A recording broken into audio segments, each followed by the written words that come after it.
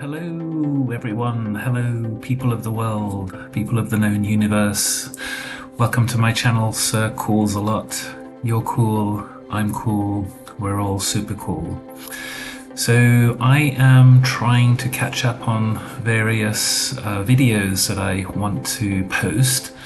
I am midway through a trip. I'm actually in Basel, Switzerland at the moment, and I'm just enjoying a nice weekend here, so I figured I would do a little bit more work on some of the data that I've been collecting. So I have two videos that I want to make this weekend. So here's the first, and I'll try and get to the second as well, so stay tuned. So as you know, I'm a big fan of the RX Coolers Mini, sometimes called MVIIOE or Secret Box, one of their product lines. Here's the picture in the middle so you can recognize it. I have been experimenting with ordering this product from various vendors, and this is part 3 of my journey here to explore the quality of this product and different pathways to procure this item, because I am a big fan of it, but it has been a little bit hit and miss in terms of being able to get a really kind of high quality product from the various orders.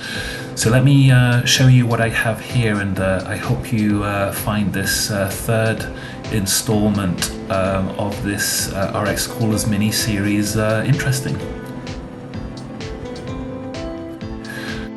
So here's my disclaimers. If you want to check this out, I will keep on going. Feel free to pause. And here's just a little visual here, you know, lots of different import scenarios. As you know, I'm California based, so there's a lot of different journey paths for getting these medicine coolers to California. And of course, here's a bit more of a close-up of the RX Coolers Mini, or the Secret Box Mini version. So this is what it looks like. It has different names and branding depending on where you procure it from, but this is what it looks like at its basics. With it may have different logos and so on and so forth.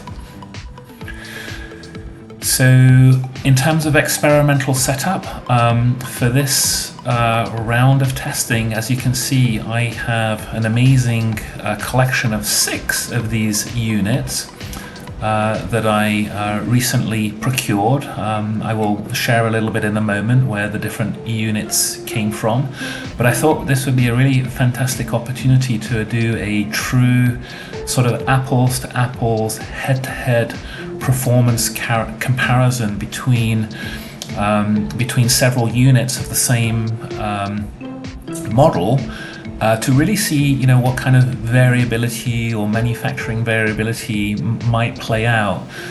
So these were procured from various sources. I'll have a slide on where they all came from in a moment. And for the purposes of this video, I've conveniently named these units Unit 90, 91, 92, 93, 94, and 95. So basically I've put all of these units through their paces, and as you can see here on the engineering table, it gives you a little bit of an idea of my testing setup. So for each unit, basically I took an injector pen and I attached 2 temperature probes to that pen. So one probe is in the lower position, and then one is in the sort of a mid to upper level position. So taking 2 temperature readings for each of these units. In this video, you can also see my Elitech temperature calibrated probes. I use these to calibrate the temperature probes before I do tests. So I'm actually running a calibration cycle here to make sure all the temperature probes are very carefully calibrated to the correct temperature, so that I can get a really good data set out of this. So let's keep on going. This is a little bit more of a close-up, so here you can kind of see the setup. Now I'm going to show you with my mouse here. So in this setup here, the temperature probes are actually turned to face the camera so I could quickly take a picture to get each of the respective numbers. I just wanted to make sure that I knew which probe was going into which flask. But what I actually did during the live testing is, you see these little holes here on each of the temperature probes. I actually turned the temperature probes so that the actual measuring holes of the temperature are directly in contact with the drug product pen. So I really wanted to just take a direct reading of the temperature of the pen inside the cooling flask. So just a little note on that. But anyway, this sort of gives you an idea of the setup. It's a more complex one with quite a lot of probes. Here actually, just in this picture, you can see these little glycol containers. These are actually part of the calibrated temperature probes that I have from Elitech that's on the side. So these probes are actually sitting in a glycol solution to create temperature stabilization when you're doing sort of calibrations and other things. I did take ambient temperature as well. I was tinkering around with a new set of Tempify probes. You can see those here, 21, 22, 23, 24. This was something on the side. I was actually preparing these for some upcoming travel. So these are not technically part of this experiment, but I'll just draw your attention to what those are in case you're curious. For this one, I actually was using the SwitchBot hub as the ambient temperature measurer, which you can sort of see here. I think it was on the previous slide as well, so let me just go back one. And yeah, you can kind of see there's a SwitchBot hub here that measures ambient temperature. So let's keep on going. I'm going to try and keep some of my presentations a little bit more briefer than the usual, because I think for most of the subscribers, you kind of get the gist of my style and my testing and so on. The other thing that I did was during this testing cycle, I did put a couple of the units on an MVIIOE battery to see how they would perform. And what I did here was and I won't spoil the surprise till a little bit later, but I selected two of the cooling units that I tested to place on battery to see how they would perform and how they would last in relation to the 20,000 milliamp hour batteries that these ones are here. So here's a daytime shot of the experiment, and I thought it would be quite cool to sort of take a nighttime shot, because this was running for a couple of days to get a really good data set. All right, so yeah, so here's kind of the money shot for this presentation.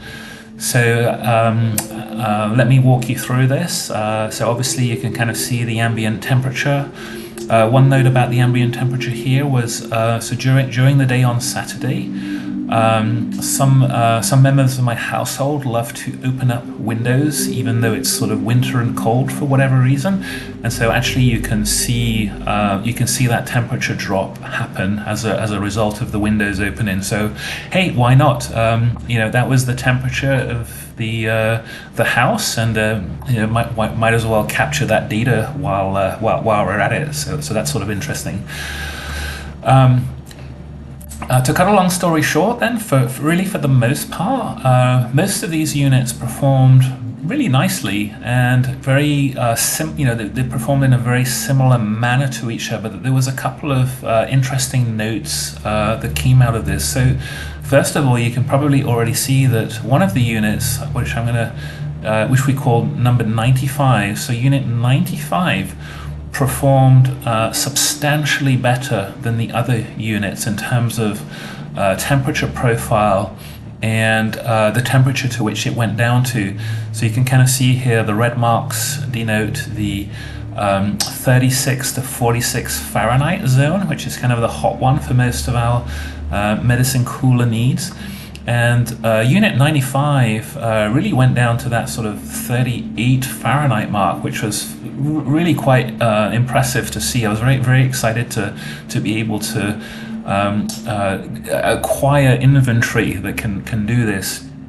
And then, of course, all the other ones, units 90 through 94 were all sort of hovering around that 43-ish kind of Fahrenheit, so very, very typical, very similar and very familiar kind of zone. You know, the For All Family Voyagers, the Secret Box, even the Cheetai Time, you know, they're sort of all hover in that 40 to 45 zone. So, but that said, one interesting thing was that Unit 93 had kind of a slower start to cooling down, but then it actually cooled down. It went to a temperature that was a little bit lower than others. Actually, ignore this little blip here. This was me. I was sort of tinkering with it. I opened it up a little bit because it was behaving a little bit differently, and I was actually worried that I'd misset the temperature probes and other things, but I hadn't. But anyway, so there was a little bit of a peak here in the temperature profile, but this is just an artifact of me tinkering with it. And then offline, I was also playing around with some thermal imaging to kind of look at this one a little bit more carefully. Anyway, then I put it back into play, and you can kind of see that it rejoins. But again, it was sort of hovering a little bit higher, but then it went a little bit lower in terms of the temperature profile than the other. So that was kind of noteworthy. Not sure what was going on with number 93, but it was just behaving a little bit differently than the pack, so to speak. And then, of course, that number 95 was substantially performing better in terms of temperature profile than the others. Okay, so then I did some battery testing. So what I actually did was I picked Unit 90. Interestingly enough, heads up, Unit 90 is a unit that I do travel with. So that's maybe a baseline on that. You've actually seen Unit 90 star in some of my trips to Chicago and other things.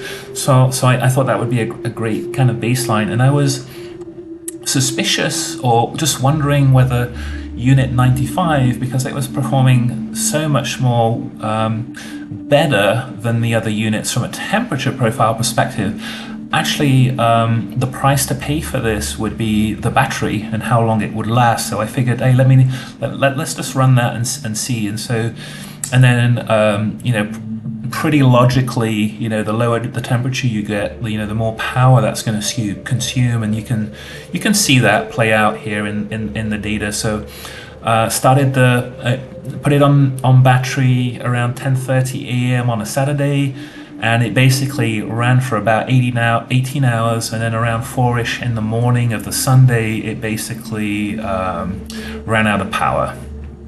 So you can kind of see how that plays out. And then from a comparison perspective, the Unit 90, which I travel with, these were INU 20,000 milliamp hour batteries. That one ran for about 25 hours before it exhausted. So that definitely there was obviously a difference in how long the battery would last. So yeah, something to think about. You know, there's a bit of a delicate balance between how much battery power you can get and how long it will run versus the temperature that you want to try out. So interesting trade-off there. I have to say, I think personally, I prefer the coolers that go down into the high 30s, so hovering in that 38 to 40 zone, versus the ones that are in the 43 zone. So as you know, that's kind of why I've been a bit of a fan of the coolers that you can either temperature adjust, or they're just designed to be a little bit cooler. So, but that's a personal preference. So anyway, let's keep on going. I'll show you a couple more things here, which I think you'll find also interesting. This is just zooming in a little bit on that data, so you can kind of see it a little bit more closely. And then here you can kind of see that 93 plot there, how it sort of went a little bit lower. I was tinkering with it, then it hovered higher, then it went a little bit lower, and then of course that 95. All of these had 2 temperature probes, so there's actually 2 data plots that run with these graphs. One for the lower section and then one for the middle section of the container, and there's really very little difference between the 2 probes, which is great.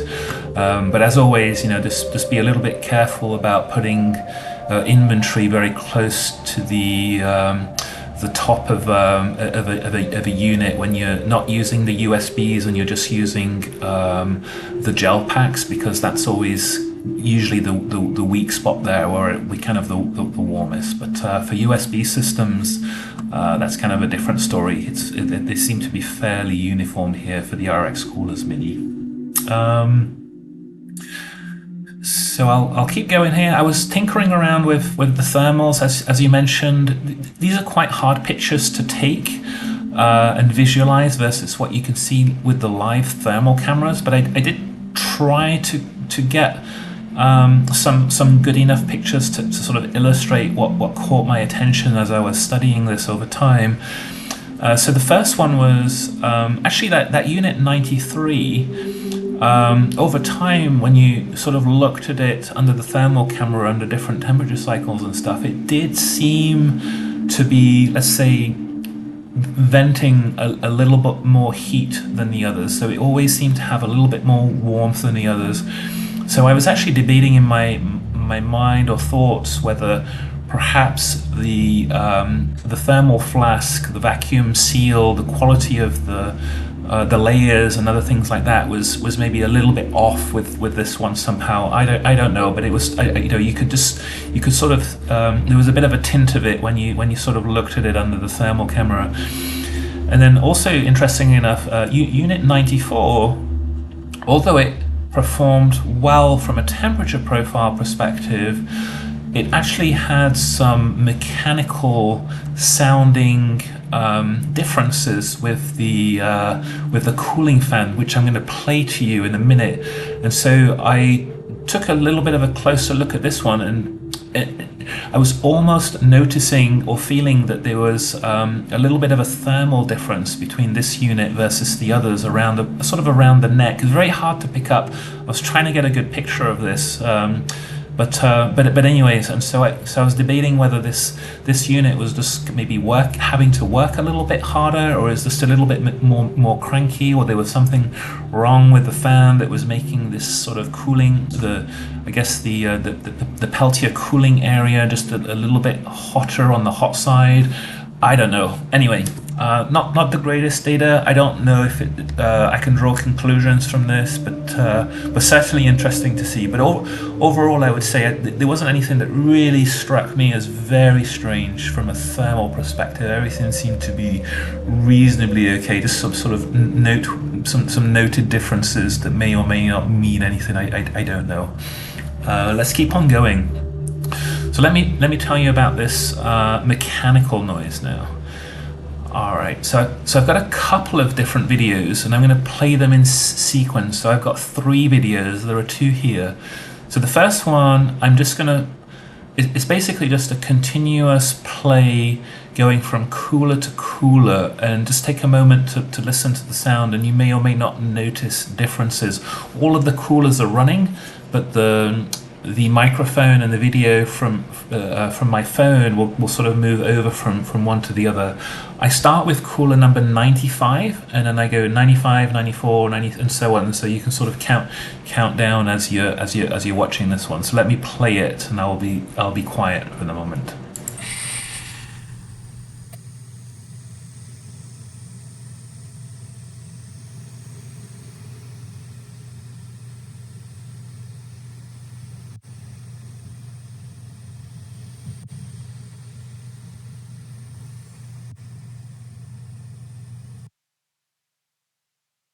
And then the next video I'm going to play, I also then included the 4 All Family Voyager as a sort of a sound reference, because sometimes it's quite hard to convey sort of an apples to apples in terms of sound when you're creating videos. So let me play this one. And so if you have a 4 All Family Voyager, which is very familiar to you, this will give you maybe a nice frame of reference. So here we go.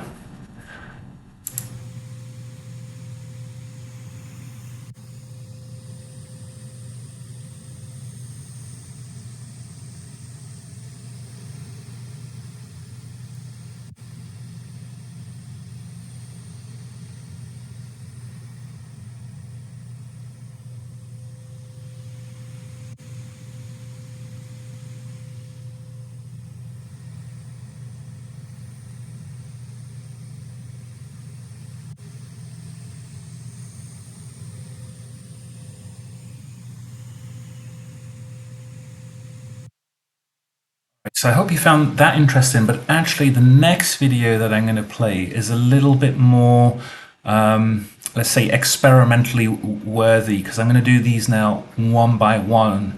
The trickiness here with this video is that all of these units were running and then you sort of zone in on each of them individually, but the background noise may be a little bit too higher and different things like that. But the quick version though is you can sort of get a feel for how they're all quite similar in terms of their decibel level. They're all fairly quiet running. You may have detected that unit number 94, the green one, had a little bit of a mechanical sound to it. I don't know how good that came through with this video set, but it actually comes through very nicely in the next video set. Another heads up is units 90 and 91 that were to the left side. As I said, unit 90 is a unit that I travel with, so actually it has that, it has like a camera lens that I've placed over it. As you know, I quite like to hide the digital display when I'm on a night flight because it's quite bright, and I usually pop camera lenses on it, and so heads up, that's why that has that.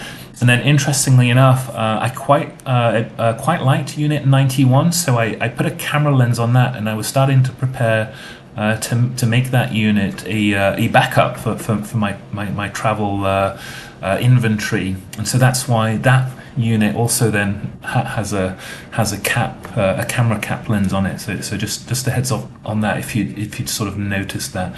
Okay, so let me keep on going, and let me show you this next video. So now I'm trying to be a little bit more experimental and a little bit more structured here, and I think you'll really appreciate this. So you can kind of see here I've got a decibel counter that's in position, and what I'm going to do is I'm going to place in sequence one by one, power on each unit and play it, and then record the decibel level that comes with it. There's a decibel meter on the side here, but this one at this point I'm gonna call defective. I was playing with it to see if it was me or if it could work, so just sort of ignore this one on the side. The one that's going to be of interest is this one. Now, one extra thing to think about, I'm going to be fairly quiet as I play this, but I also do a little bit of a calibration at the beginning. So you'll first see a 4 family Voyager and what decibel level that has.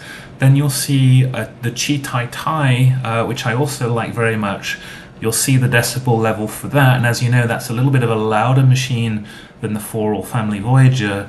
And then I'll go in sequence through the 6 RX coolers / secret box minis that I have in inventory here, one by one. And then at some point during this video, note the one that sounds much more mechanical and ball bearings, kind of grinding than the other ones. I think when we get to it and when you hear it, it will be pretty obvious. So let me rock and roll with this.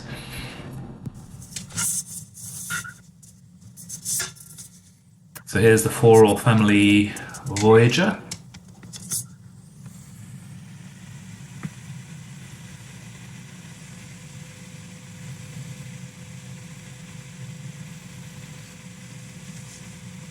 And as you can see, this one's hovering in the 49 decibel range, depending on where or how close you put the mic. So I try to keep the mic at a reasonably similar distance for all of these. Not perfect, but I think it gives you a pretty good idea. I was doing a little bit of fine-tuning here just to get everything in position as well, so forgive me with these finishing touches and adjustments, but it's for a good cause. So let's keep on going here. Here's the Chi Tai Tai, the MVIIOE cooler, which is, you can adjust the temperature of this one, which is kind of nice, but this is just running on the start default.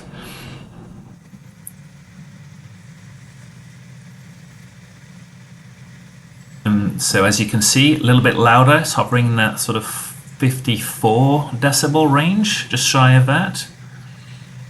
But you will hopefully know this from some of my other videos.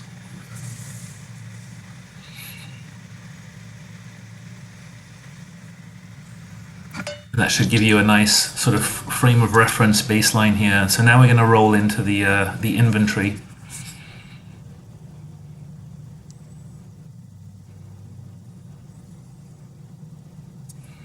So this is unit 90. I've traveled with this quite a few times now.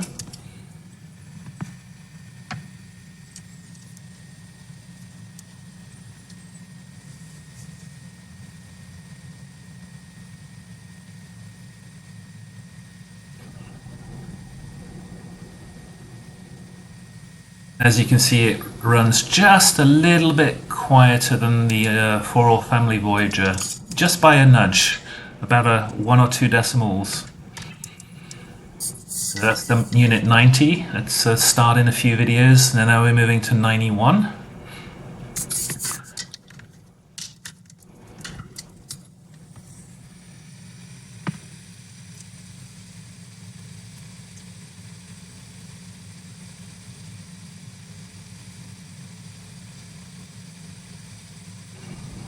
And I really like this unit, and I was in the middle of making this my backup unit for some future travels, but this one has a new story now. And here's 92, and note how this one is green. So there's a green version of these models.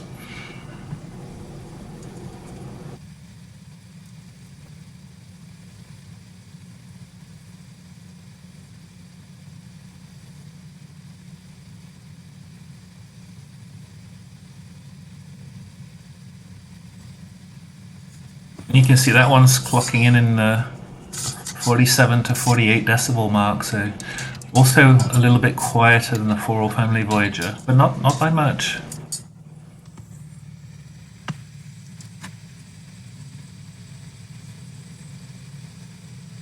And here we have 93. So unit 93 is almost the same as the For All Family Voyager. Little bit louder than the other RX Coolers Mini.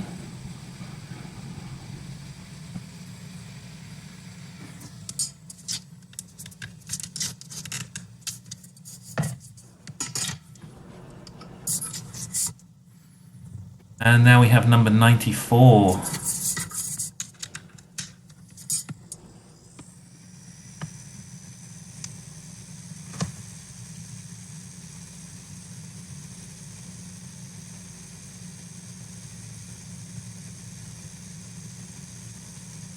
And note how number 94 sounds just a bit different than the others. It has a whirl, a mechanical bearing, grinding kind of sound. It's a little bit different there.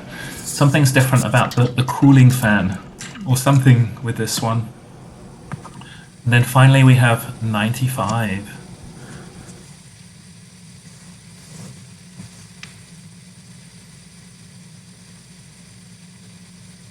So 95 is running just about the same, maybe a little bit quieter than the For All Family Voyager. Hard to tell on that one, but certainly not as loud as the Chi.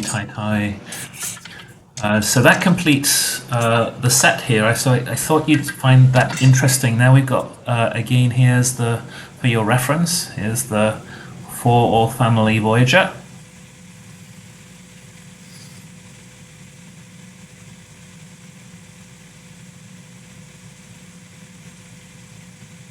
So I think we can definitively conclude that all of those RX Coolers Minis are quieter than the For All Family Voyager, but they have varying degrees of quietness. And then of course the Chi is just the louder of the set.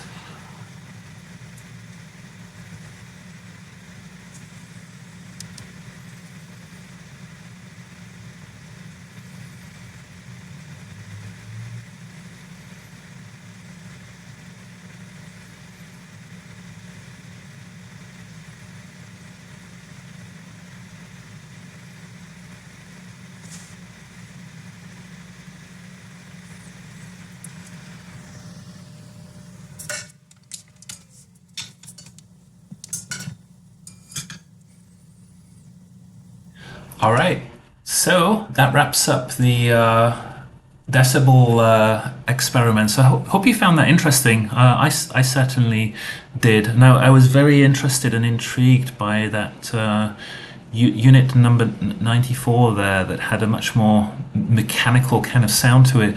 Interestingly enough, it was on the decibel front, it was a little bit quieter, but I can imagine how that can be quite annoying, especially if you're in a bedroom or a hotel room or something like that, because you really want something that's almost whisper quiet or just very quiet in the background. So something to think about.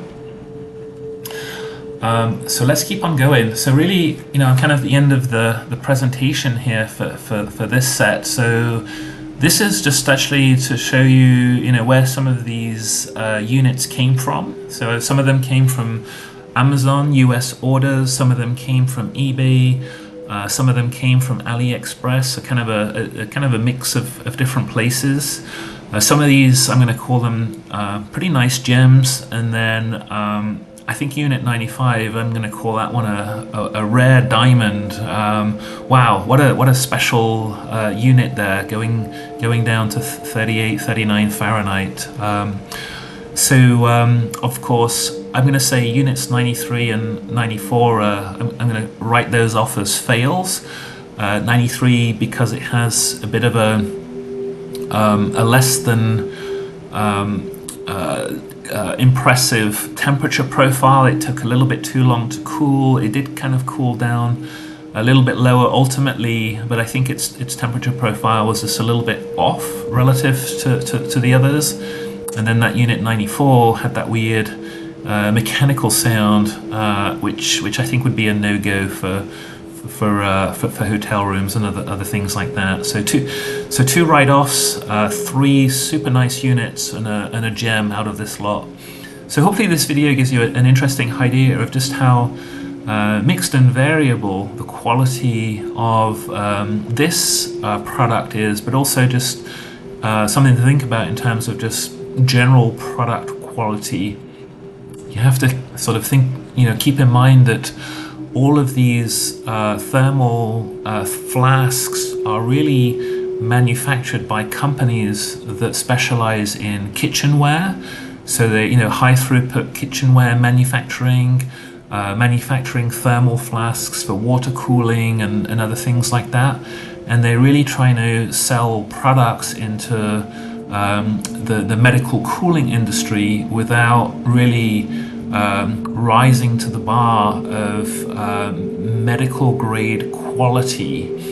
And so I think that's sort of the disparity or the discrepancy that exists really with all of these cooling and cooler products, which is that they're just basically kitchenware products that are masquerading as medical devices that are to be used to cool medical drugs and other things without really having the scrutiny of complex regulations and other stuff like that. So that's sort of the price to pay. These are obviously a lot cheaper. It's obviously, if you do look online to find products that are actually validated for medical product transportation, they are super expensive. You're typically looking at several hundred to thousands of dollars for those kinds of technologies, which is what pharmaceuticals and biotechnology companies would be using and purchasing to transport medicines. And so there's a price to pay for kitchenware, but as you can see here, if you do go on a quest and you do purchase some of these products, there are some good units out there, but you have to really, I guess, individually test them to make sure that they actually work when you receive them, so that they will look after your medicines and keep them cool at the right temperature. So cut a long story short there, sorry if that went on a little bit, but hopefully that gives you some kind of words of wisdom for things to think about. So that's a wrap for today. I hope you found this video interesting. This is probably a rarer chance to really see head-to-head, apples to apples, how this product performs, and also gives you a little bit of an insight into manufacturing variability and also supplier variability, and how hit and miss it can be. Wishing you a great weekend, and that's a wrap from me. Have a good one.